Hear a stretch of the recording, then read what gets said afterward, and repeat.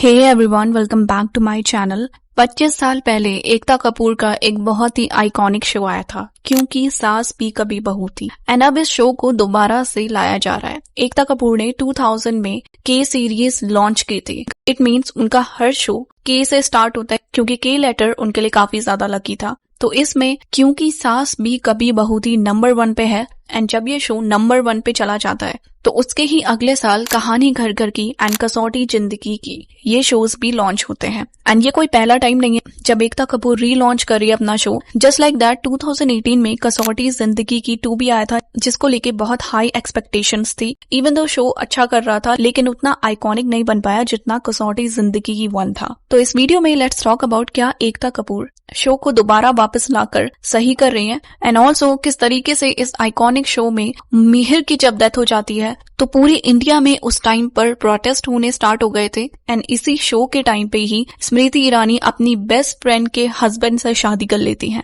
तो video and तक जरूर देखिए। तो ये शो 2000 में स्टार्ट हुआ था एंड 8 साल तक चलता है। उस टाइम पर स्मृति ईरानी ने तुलसी का रोल प्ले किया था और अमर उपाध्याय ने मिहिर का रोल प्ले किया था। बाद में अमर को रोनित रॉय रिप्लेस करते हैं। तो अभी जो शो आने वाला है तो उसमें अमर उपाध्याय दोबारा से मिहिर का रोल प्ले कर रहे हैं एंड स्मृति ईरानी तुलसी का प्ले कर रही हैं। लेकिन इट इज सेड कि यहाँ पर एक न्यू जनरेशन आने वाली है जो वीरानी फैमिली की लेगेसी को आगे बढ़ाएगी। ऑल्सो इसमें 150 लिमिटेड एपिसोड्स होने वाले हैं एंड तुलसी अभी बा का रोल प्ले कर रही है, क्योंकि जिस टाइम पर स्मृति ईरानी ने तुलसी का रोल प्ले किया था वो 24 इयर्स की थी एंड अभी वो 49 इयर्स की हैं। तो उनकी एज के हिसाब से चीजों को मॉडिफाई करने की कोशिश की जा रही है। शो को रीलॉन्च करने का डिसीजन एकता कपूर इनिशियली नहीं ले रही थी, लेकिन उसके बाद बहुत सारे रीजंस थे जिस वजह से वो शो को दोबारा लाती हैं। लाइक ये शो अपना 25th एनिवर्सरी मना रहा है इस साल। ऑल्सो उस टाइम पर शो ने एक नया कॉन्सेप्ट लाया था एंड समवेयर मैरिड वुमेन इससे बहुत ज्यादा अच्छे से कनेक्ट कर सकती थी। शो पर रिसर्च भी हुआ था।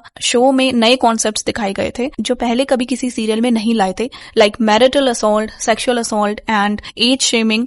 ये सारी चीजें डिस्कस की गई थी। शो इतना ज्यादा पॉपुलर था that through out 7 years show double number की रेटिंग्स देता रहा एंड इसमें सबसे ज्यादा हाई रेटिंग्स गई थी जब मिहिर की डेथ हो जाती है और उनको दोबारा से वापस लाया जाता है। सो इसके पीछे भी बहुत ही इंटरेस्टिंग स्टोरी है जिसके बारे में हम आगे बात करेंगे। मिहिर का रोल बहुत ज्यादा पॉपुलर हुआ था। स्टोरी लाइन तुलसी के अराउंड घूमती है। तुलसी एक पंडित की बेटी होती है। मिहिर वीरानी की फैमिली रिच बिजनेसमैन थे, तो तुलसी और मिहिर भागकर शादी कर लेते हैं एंड इसके बाद सब लोग तुलसी को ब्लेम करने लग जाते हैं। तो किस तरीके से तुलसी की लाइफ आगे बढ़ती है एंड वो सबका दिल जीतती है, तो समवॉट इस बारे में स्टोरी थी। नाउ पहले मिहिर का रोल कोई और एक्टर प्ले कर रहा था एंड उसके साथ ना एक दिन का शूटिंग भी हो गया था, लेकिन किसी वजह से उस एक्टर को हटा दिया था एंड इसके बाद दोबारा से एकता कपूर ने अमर उपाध्याय, सिजेन खान और कुछ और लोगों को ऑडिशन के लिए बुलाया था। लास्ट में 2 पार्टिसिपेंट्स बचते हैं, जिसमें एक अमर उपाध्याय होते हैं और एक सिजेन खान होते हैं, जिनको अगले साल कसौटी जिंदगी में अनुराग का रोल प्ले करने का मौका मिलता है। एंड में अमर उपाध्याय को चूज किया जाता है और उसी दिन वो अपने सीन्स भी शूट कर लेते हैं, क्योंकि शूटिंग ऑलरेडी स्टार्ट हो गई थी। जस्ट के लीड एक्टर नहीं मिल रहा था। स्मृति ईरानी को कैसे ये रोल मिला था, इसकी स्टोरी भी बहुत इंटरेस्टिंग है। स्मृति ईरानी की स्टोरी और एकता कपूर की स्टोरी में बहुत बड़े डिफरेंसेस थे। स्मृति ईरानी एक मिडिल क्लास फैमिली से बिलोंग करती थी और उनके फादर ना फुटपाथ पे बुक्स बेचते थे। उस टाइम पर स्मृति भी उनके साथ जाती थी एंड जब वो 7 साल की थी तो उनके पेरेंट्स सेपरेट हो जाते हैं। इस वजह से उनकी फाइनेंशियल स्टेबिलिटी खराब हो जाती है और जिस घर में उनकी मदर काम करती थी तो वहां से उनको निकाल दिया जाता है। उस समय स्मृति कसम खाती हैं जिस घर से उनको निकाला गया है उसी घर को वो कभी खरीदेंगी अपने पैसों से। स्मृति की हालत इतनी ज्यादा खराब होती है, उनको अपने फादर से लोन लेना पड़ता है, क्योंकि उनको मुंबई जाना था, वहां पर मिस इंडिया कंपटीशन में पार्टिसिपेट करना था, उसके कॉस्ट्यूम्स लेने थे। तो स्मृति कंपटीशन में जाती है, लेकिन एट द सेम टाइम वो बहुत सारी और जॉब्स करती है। लाइक वो ब्यूटी प्रोडक्ट्स बेचती थी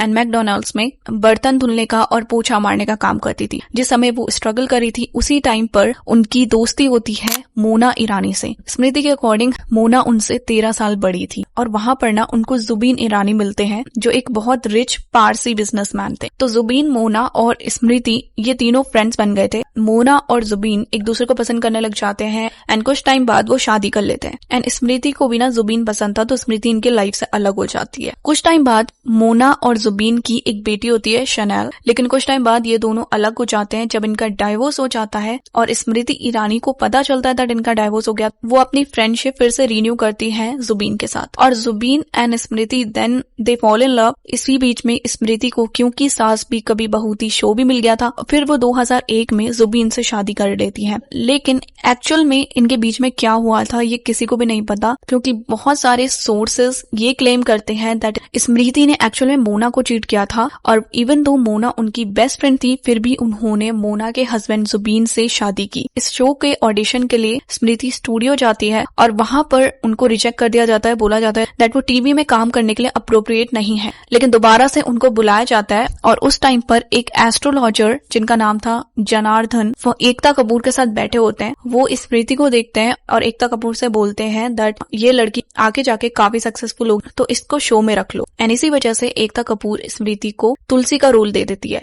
तो ये क्लेम्स स्मृति ईरानी ने ना एक इंटरव्यू में किए थे, लेकिन एकता कपूर ने बाद इस क्लेम को डिनाई किया। उन्होंने कहा था उन्होंने स्मृति ईरानी का दोबारा से ऑडिशन लिया था, लेकिन कोई भी एस्ट्रोलॉजर उनके साथ नहीं था। इंस्टेड स्मृति के ऑडिशन के बेसिस पे ही उनको तुलसी का रोल दिया गया था। ऑल्सो जब ये शो आ रहा था तो 2007 में अचानक से स्मृति ईरानी ने शो छोड़ दिया था। तो उस टाइम पे ये कहा गया था स्मृति ईरानी का एकता कपूर के साथ झगड़ा हो गया और इस वजह से उन्होंने शो छोड़ दिया है, और ऐसा हुआ भी था। लेकिन बाद में स्मृति ईरानी को रिप्लेस करती हैं गौतमी। बाद में स्मृति ईरानी एक स्पेशल एपिसोड के लिए आती हैं जहां पर दिखाया जाता है कि गौतमी तुलसी की इम्पोस्टर थी। बट शो करने के बाद जिस तरीके से स्मृति ईरानी और एकता कपूर का इंटरैक्शन रहा है सोशल मीडिया पर भी, तो इट सीम्स लाइक कि इनके बीच में कुछ तो हुआ था, क्योंकि एकता कपूर ने पब्लिकली डिनाई किया था स्मृति के क्लेम को। उस टाइम पर स्मृति ईरानी को मैकडोनल्ड्स में काम करने के 1800 रुपीज मिल रहे थे पर मंथ, लेकिन जब उनको तुलसी का रोल मिलता है तो उनको पर एपिसोड के लिए 1800 रुपीज मिलते हैं। एंड आज के टाइम पे ऐसा क्लेम किया जा रहा है दैट स्मृति ईरानी, क्योंकि वो एक बहुत बड़ी पॉलिटिशियन बन चुकी हैं,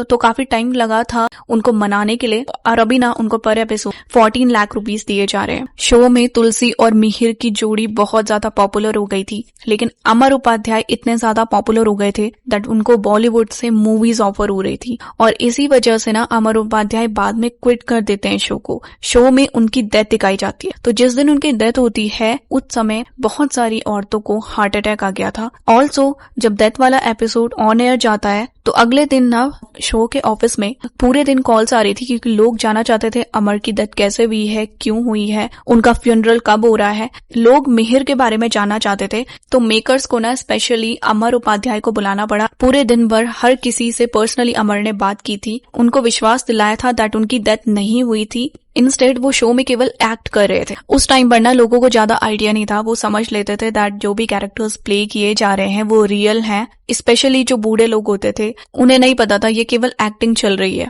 तो they were very concern about Mihir. 15-20 औरतें उनके घर पर व्हाइट साड़ी पहन के आ गई थी उनके फ्यूनरल के लिए, और उनकी मदर को जबरदस्ती इन औरतों को भगाना पड़ा था। इसके बाद एकता कपूर दोबारा से मिहिर को वापस लाती हैं। जिस दिन मिहिर वापस आते हैं तो ये इस शो की हाईएस्ट टीआरपी थी, 22.4 TVR टीआरपी गई थी। और सबसे मजे की बात यहाँ पे है, शो रात के 10:30 बजे आ रहा था। नाइट आने के बावजूद करोड़ों लोग इस शो को देख रहे थे। 2001 में अर्थक्वेक आया था, लेकिन उसके बाद भी लोग इस शो को देख ही रहे थे। इस शो की दूसरी पॉपुलर जोड़ी थी करण और नंदिनी की, जिसमें हितेन तेजवानी करण का रोल प्ले करते हैं एंड गौरी प्रधान तेजवानी नंदिनी का रोल प्ले करती हैं।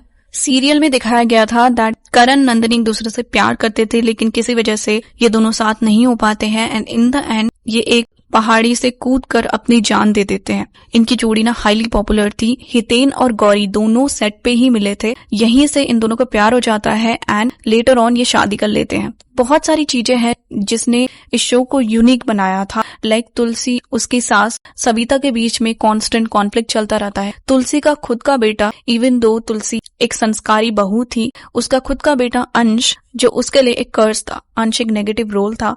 करण और नंदिनी को एक साथ नहीं आने देता है, नंदिनी को असॉल्ट करता है। इन द एंड तुलसी को अपने बेटे अंश को मारना पड़ता है। करण मिहिर और मंदिरा का बेटा था एंड इवन दो वो तुलसी का अपना बेटा नहीं था, लेकिन उसके बाद भी तुलसी उससे अपने बेटे जैसा प्यार करती है। तो इस शो में ना वो सब कुछ था जो ऑडियंस को उस टाइम पर चाहिए था। अब ये शो कैसा करेगा ये लॉन्च होने के बाद ही पता चलेगा। इनिशियली ये 3 जुलाई को ही लॉन्च होने वाला था, उसी डेट पर जिसमें ये 25 साल पहले लॉन्च हुआ था, लेकिन इनको सेट में कुछ चेंजेस करने पड़े, तो इस वजह से इसकी डेट आगे बढ़ गई है। तो आपका इस आइकॉनिक शो को लेके क्या ओपिनियन है कमेंट्स में जरूर बताएं। वीडियो अच्छा लगी तो वीडियो अच्छा लगे तो लाइक शेयर कीजिए, चैनल को सब्सक्राइब कीजिए। Thanks for watching, bye bye.